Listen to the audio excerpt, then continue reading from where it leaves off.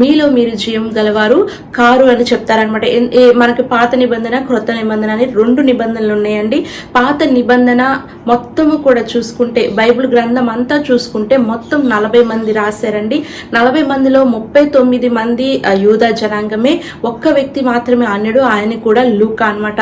20 వృత్తులకు సంబంధించిన వారు బైబిల్ గ్రంథాన్ని రాశారు. 10 రకాల వేరు వేరు ప్లేస్లో ఉన్నవారు ఈ బైబిల్ గ్రంథాన్ని రాశారనమాట.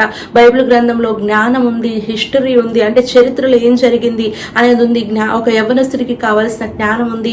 ఒక భార్య భర్తలకి సంబంధించిన కాన్వర్జేషన్ ఎలా ఉండాలి, ఎలా వారిద్దరి మధ్య ప్రేమ ఉండాలి అని చెప్పే ప్రసంగి గ్రంథం ఉంది, అని చెప్పే పరమగీతాలు ఉంది. జ్ఞానం చెప్పే సామెతలు ప్రసంగి ఉన్నాయి. మొత్తటి పాత నిబంధన మొత్తం చూసుకుంటే ఆదికాండం నుంచి మలాకీ వరకు మొత్తం జరిగిన చరిత్ర అంతా కూడా ఉంటుంది. భవిష్యత్తును గురించి ఇన్ఫర్మేషన్ కూడా బైబిల్లో ఉంటుంది.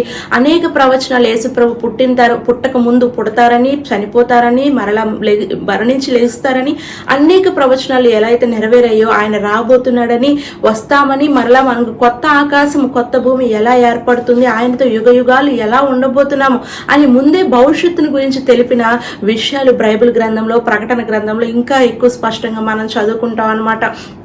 ఈ విధంగా బైబిల్ గ్రంథము ఎందుకు చదువుతున్నామంటే, మనం బైబిల్లో ఇన్ని విషయాలు దేవుడు మన కొరకు పొందుపరిచి ఉన్నాడు.